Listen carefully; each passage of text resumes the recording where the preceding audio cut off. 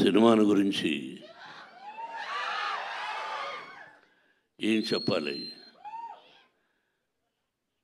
విష్ణు చెప్పినట్టు చాలా చెప్పాలి. ఇది ప్రజల సినిమా, మీ సినిమా. ఈ తరానికి ఏ తరానికి ఈ సినిమా ఎప్పుడూ కొత్తదే. భక్తిభావం, ఆ భక్తి ఎలా వచ్చింది, ఆ దూర్జటి మహాకవి ఎలా రాశారు, శ్రీ కాళహస్తీశ్వర మహత్యం అంటే ఏమిటి, దాన్ని ఇంతకుముందు ఎవరు తీశారు, మళ్ళీ ఏమిటి కొత్తగా చూస్తున్నారు వీళ్ళు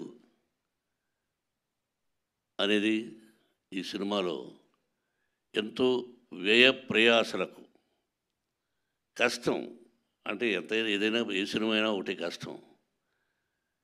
ఈ సినిమాలో అతిరథ మహారథులు పేరు పేరున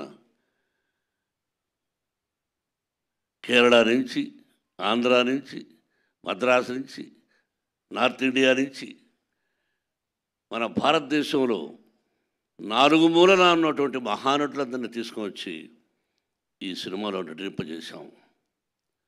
వాళ్ళు ఏం చేశారు, ఎలా చేశారు అని చెబితే ఏదో డబ్బా కొట్టుకున్నట్టు అవుతుంది. ఎన్ని రోజులు ఇక్కడే ఉన్నాడు శరత్. అతని గురించి అతనిదే నాటామని. నేను పెదరాయుడు యాక్ట్ చేసిన సినిమా ఆయనదే.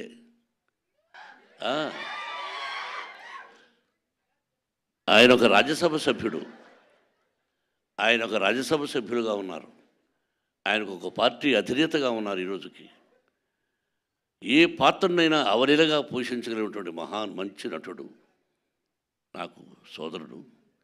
అలాగే పేరు పేరున ప్రతి ఒక్కరూ అత్యద్భుతంగా చేశారు. ప్రజలు చెప్పాలి, మీరు చెప్పాలి.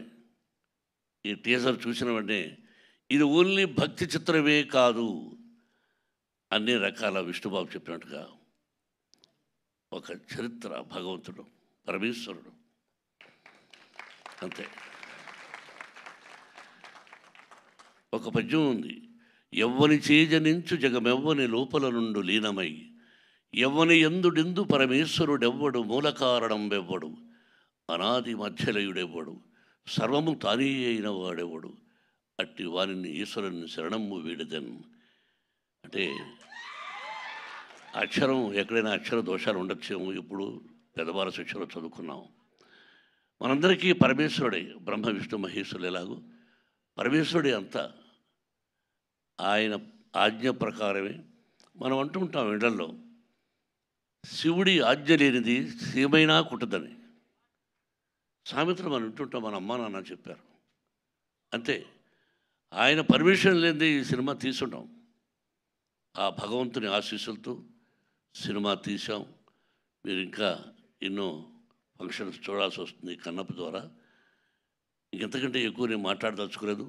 మీ అందరి ఆశీస్సులు నిర్మాతగా నాకని కాకుండా ముఖ్యంగా నా బిడ్డకు విష్ణుకి, విష్ణు టీంకి మీ అందరి ఆశీస్సులు కావాలని కోరుకుంటున్నాను.